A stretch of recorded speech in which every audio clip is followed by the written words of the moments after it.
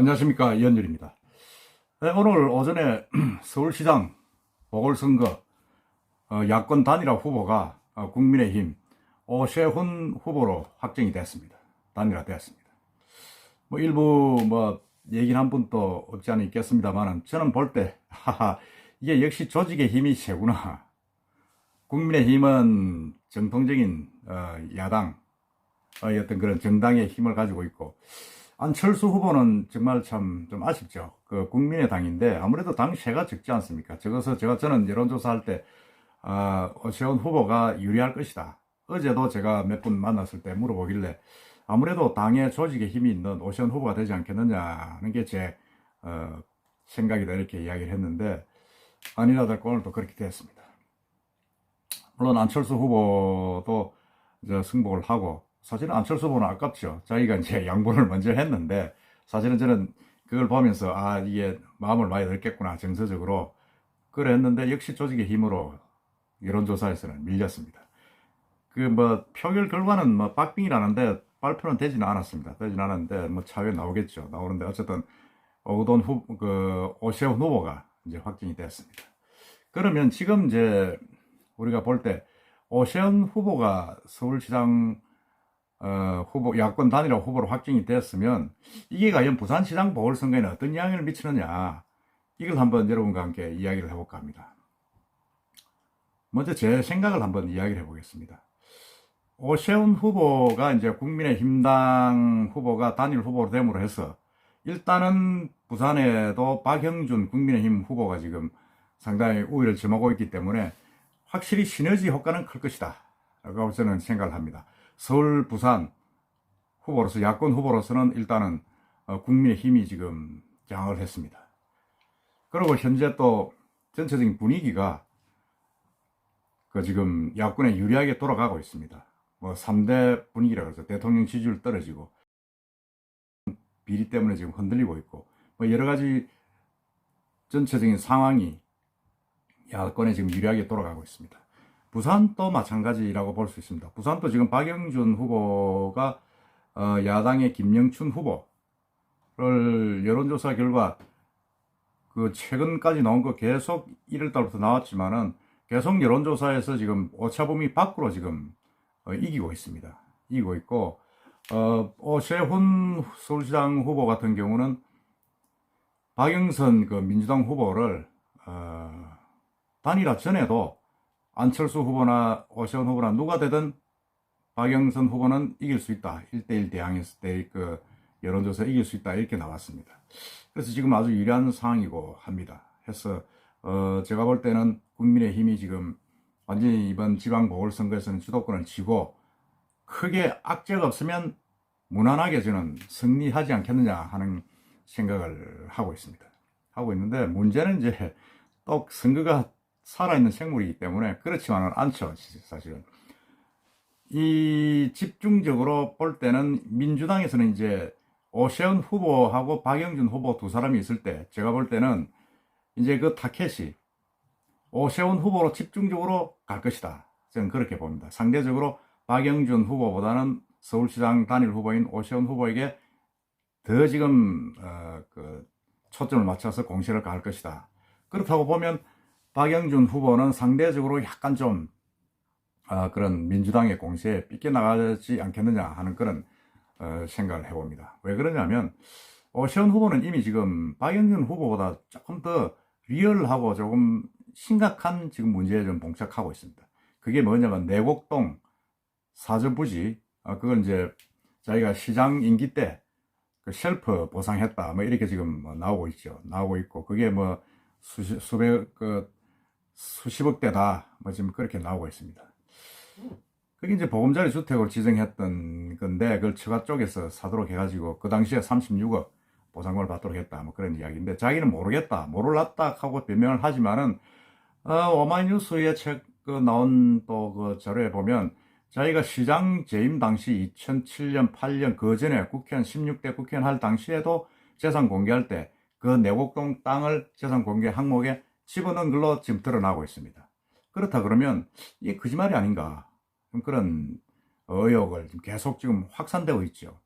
더더구나 또 오세훈 후보는 이게 자기가 내곡동 땅이 문제가 돼가지고 지금 자기 거짓말을 한 거로 드러나면 자기는 후보를 사퇴하겠다 또 이렇게 이야기를 했습니다. 오세훈 후보는 뭐 사퇴 얘기를 막 끄집어냅니다. 서울시장 할 때도 무료급식 뭐 관계를 해가지고 선거에 지면 사퇴하겠다 이래서 사퇴했잖아요. 그래서 사퇴하고 보궐선거에서 박원순 시장이 됐는데 어쨌든 제가 볼 때는 박영준 후보의 LCD 그 특혜 분양금보다 이 오세훈 후보의 내곡동 땅 이게 지금 좀 뿌리가 깊고 조금 근거가 조금 더 특혜성이 좀 짙은 것이 아닌가 하는 그런 생각을 줄 수가 없습니다. 그래서 이 땅이 예를 들어서 문제가 생긴다 그러면 결정적으로 또 한 방이 될 수가 있죠. 그렇다고 보면 민주당에서는 오세훈 후보 쪽에 더 집중을 할 것이다 그런 생각이 들고 아마 그런 부분에서는 박영준 후보에 대한 어떤 비판이 조금 한 발 삐끼난 것 아니냐 또 그럴 가능성이 좀 있습니다. 그런 가능성이 있어서 저는 부산시장 선거에서는 박영준 후보의 이 문제가 결정적으로 무슨 큰 형사사건으로서 드러나지 않는 한 드러나더라도 그건 뭐 시간이 많이 걸리죠. 멀리 걸리겠죠. 유리한 김영춘 후보보다 유리한 그 국면을 계속 유지하고 갈 가능성이 더 크다. 저는 그렇게 봅니다. 그렇게 보고 있고 오세훈 후보는 조금 더 저는 지켜봐야 된다. 이게 지금 내곡동 땅 문제가 제가 볼 때는 자기 임기 중에 있었고 자기는 몰랐다 하고 있는 그런 부분이 있기 때문에 그 확정이 더 많고 또 부산 서울시장을 사퇴하면서 어떤 그런 과정 여러 가지 부분이 문제가 좀 많다는 생각이 좀 많이 들고 있습니다. 그리고 이분들은 사실은 또 보면 또 특이하게 또 고등학교, 대일고등학교, 고려대학, 이 고등학교, 대학교 동문입니다. 박영준 후보가 7, 8학번이고 이 오세훈 후보가 7, 9학번입니다. 그래서 두 사람은 아주 뭐 정말 절친이죠. 절친이고 그런 인연을 잠깐 소개하면 제가 홍준표 의원이 박영준 의원 비난할 때 잠시 언급을 했습니다만은 새정치 수요 모임 한나라당 당시죠. 새정치 수요 모임에 소장파 모임에 박영준 후보가 대표였습니다. 대표인데 그때 당시에 이제 오세훈 후보가 서울시장 하고 있었죠. 서울시장을 하면서 서로가 이제 그 정치 노선을 같이 하면서 홍준표 그때 당시에 당 대표에게 각을 세우면서 싸웠죠. 둘 다 이제 세 명 다 MB계입니다. MB계인데 홍준표, 오세훈, 박영준 세 명이 다 MB계인데 라인 노선은 조금 다르게 서로 싸웠습니다. 그래가지고 홍준표 대표가 오세훈 시장이 시장직을 걸고 투표를 한 데 대해서 반대를 했는데 이 박영준 이 새정치 수요 모임 대표는 강하게 그렇게 가야 된다고 해가지고 결국은 시장직을 잃었습니다.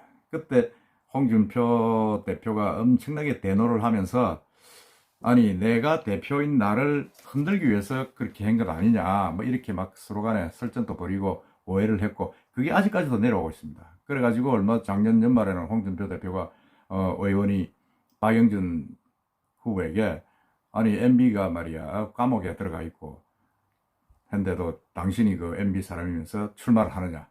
그리고 지난 작년 4월 선거에서도 선대본부장으로서 패배를 했는데 어떻게 시장 선거에 같이 나올 수 있느냐 이렇게 비난을 했죠. 저격을 했는데 어쨌든 지금 뭐 오세훈, 박형준 두 사람은 고려대학 동문, 고등학교 동문까지 되면서 지금 서울 부산시장을 꿰찼습니다. 후보를 꿰찼습니다. 꿰찼고 그래서 부산시장 선거에는 제가 볼 때는 오세훈 시장이 된 데 대해서는 상당히 박영준 후보는 덕을 보고 있다. 그래가지고 오늘 오전에 오세훈 후보가 되자마자 박영준 후보가 기자회견을 해가지고 서울 부산 잘해봅시다.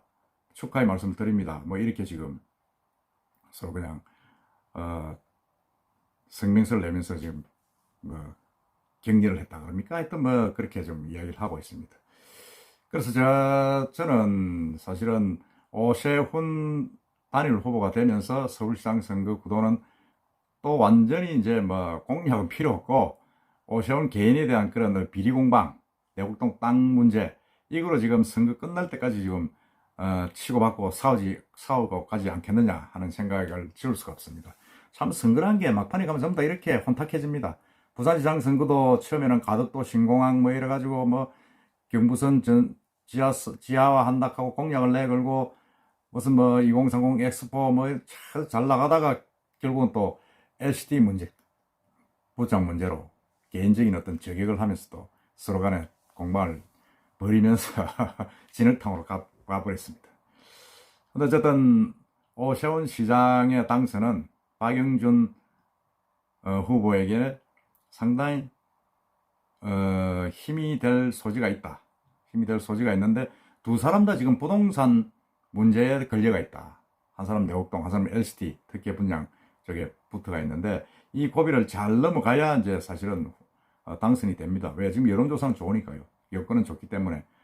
하지만은 박영준 후보가 넘는 그 고비보다는 오세훈 후보의 고비가 좀 더 힘들게 보이는 게 지금 언론에서 보는 시각입니다.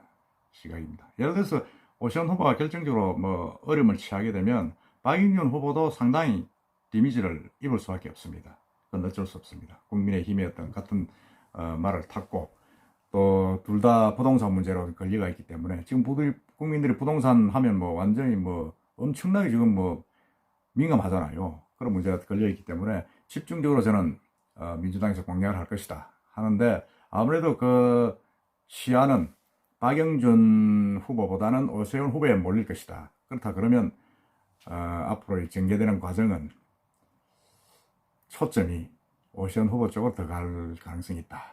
그렇게 생각이 됩니다. 그렇게 되면 박영준 후보, 물론 뭐 박영준 후보가 뭐 어떻게 그 해명하는 그 부분에 대해서 국민 시민들의 공감을 많이 얻으면 뭐 당선이 되겠죠. 그렇지만 그게 또 뭐 여러 가지 부동산 문제라든지 딸 무슨 입학 문제라든지 뭐 여러 가지 부분들이 제대로 해결이 되지 않으면 박영준 후보도 그렇게 안심할 수는 없을 것이다. 부산에서 저는 그렇게 봅니다. 이 모든 게 저는 부산 시민들의 판단 그리고 전체적인 어떤 정치 어떤 민주당 그리고 문재인 대통령의 현 정권의 여권의 어떤 그런 실책을 만회하는 여러 가지 부분에 대해서 변수가 있지 않겠느냐 그렇게 생각을 합니다.